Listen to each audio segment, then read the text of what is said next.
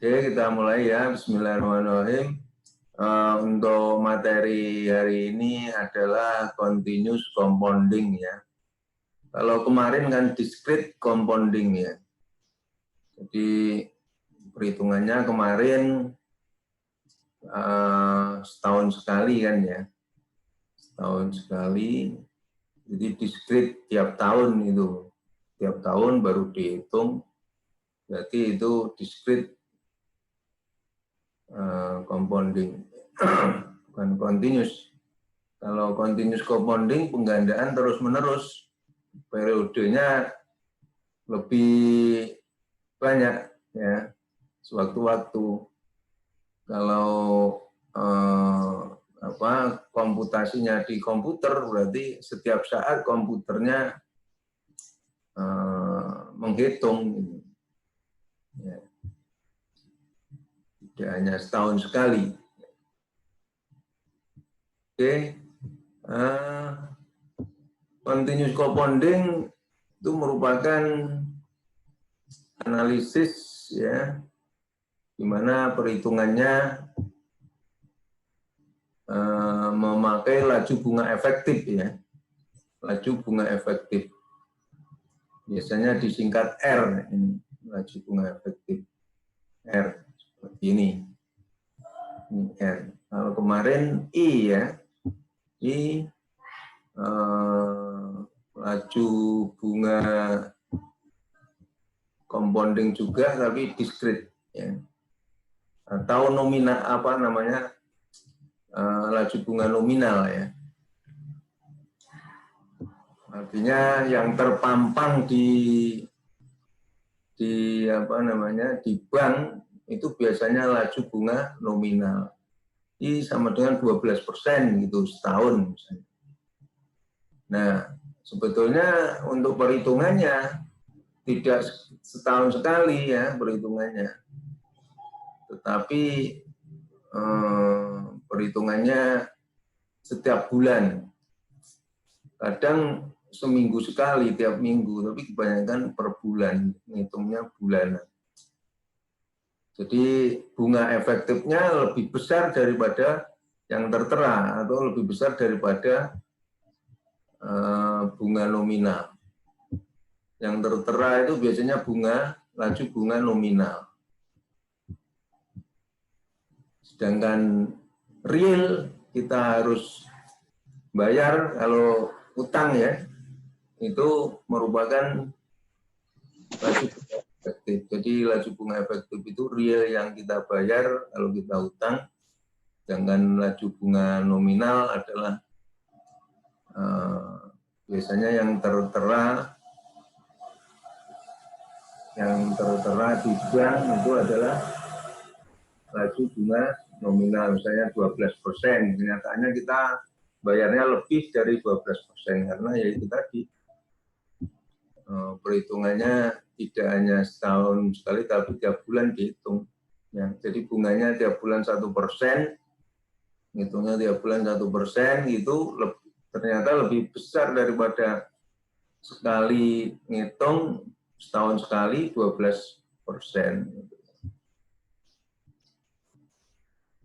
Jadi rumus untuk continuous compounding adalah ini.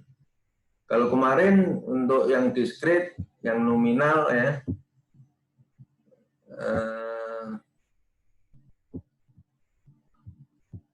F sama dengan P ya, 1 plus I pangkat N gitu ya, kurung pangkat N gitu.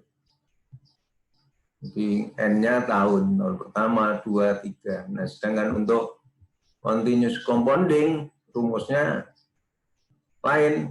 Rumusnya adalah F sama dengan P. Ini garis atas ini bar ya, ada garisnya atas. E pangkat R kali N, ini Rn bukan M ya. R itu laju bunga efektif, N ini tahun ya.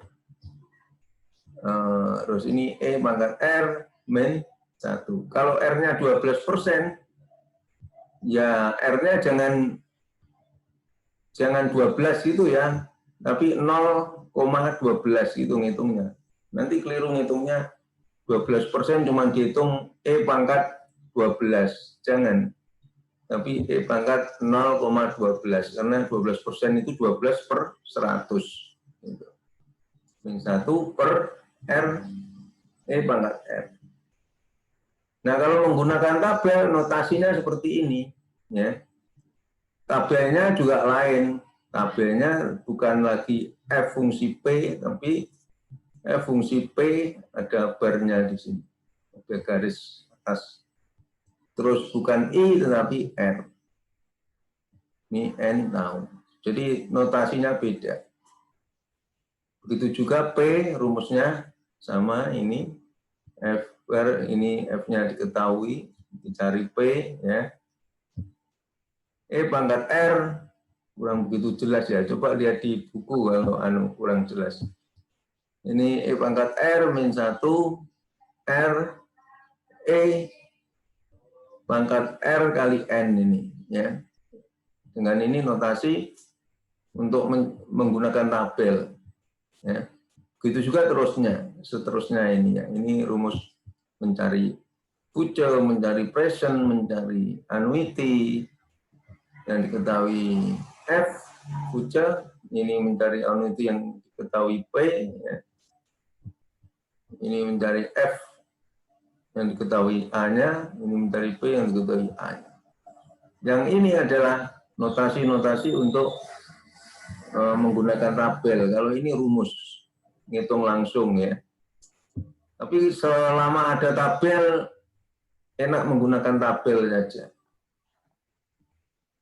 Kalau ngitung pakai rumus nanti ya agak rumit dikit. Tapi kalau tabelnya nggak ada ya harus dicari pakai rumus gitu.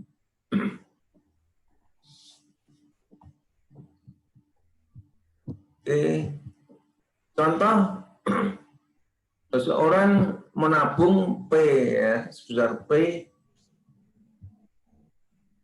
dengan suku bunga efektif R ini sebesar 10%. Kemudian dia mengambil setelah 1, 2, 3, 4, 5 tahun sebesar 10.000. Terus kemudian setelah 6 tahun 10.000 juga.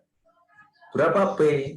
Ya, ditanya P nilai present yang ditabung berapa di sini, kok bisa ngambil 10.000 dan 26 ini 10.000. Jadi tahun kelima 10.000, 6 10.000.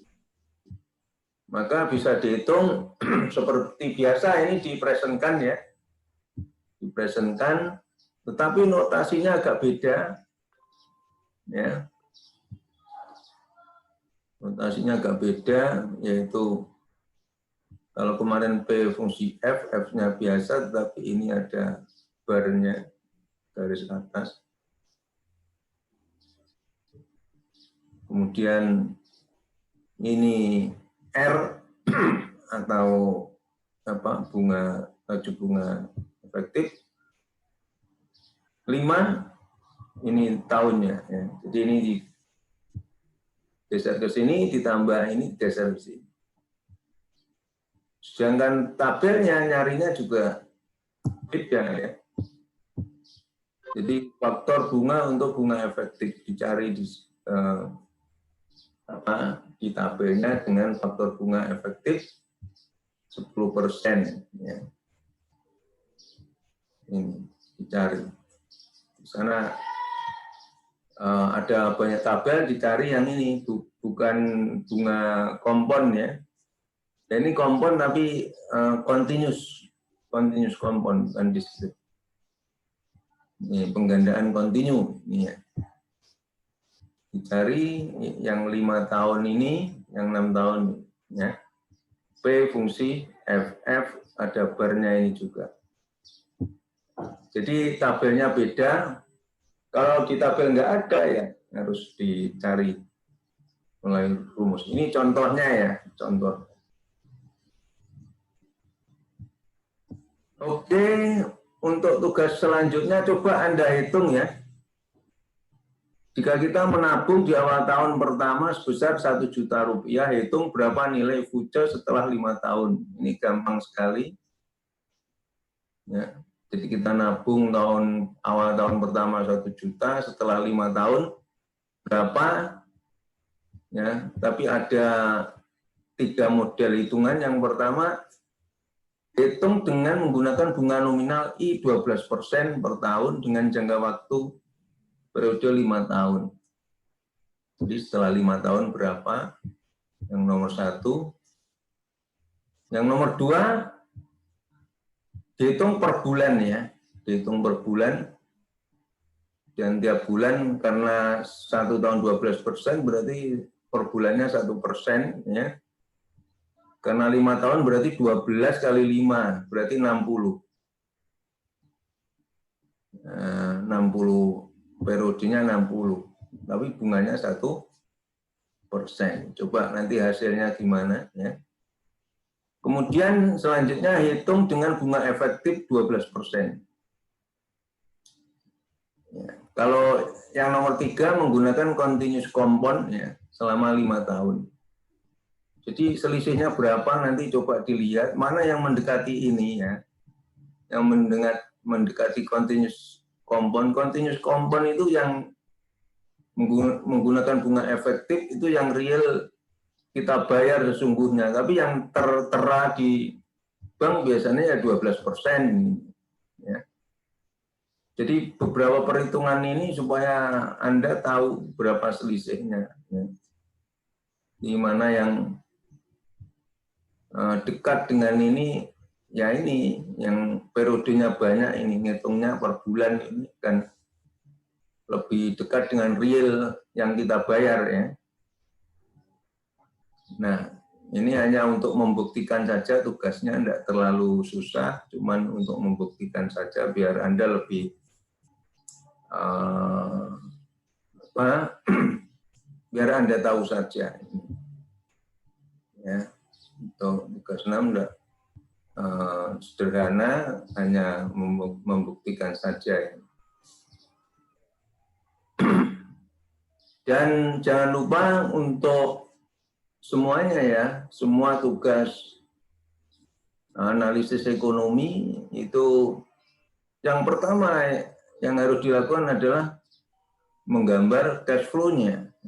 Menggambar cash flow, menggambar cash flow-nya yang benar dulu, baru ini ya, dihitung ya. Jadi kalau cash flow yang pertama I-nya 12%, yang kedua 1%, cuman periodenya jadi 60 karena per bulan kali 5 tahun nih. 60, kalau ini hanya 5 aja periodenya, tapi I-nya 12%. Dengan yang nomor 3 ini, periodenya cuma 5, cuma memakai bunga efektif 12% dan perhitungannya continuous compound. Kalau continuous compound berarti, coba dilihat di bukunya kalau tidak ada, ya, pengalinya ini tidak ada, ya. Di mana R efektifnya 12%, terus N-nya ini 5 tahun, kalau nggak ada ya terpaksa Anda harus ngitung pakai rumus ini. Pengalinya ini berarti nanti. Ini kan yang diketahui P-nya 1 juta ya. Terus pengalinya ini, dihitung aja E pangkat R kali N, R-nya berarti 12% berarti 0,12 ya, N-nya 5 tahun.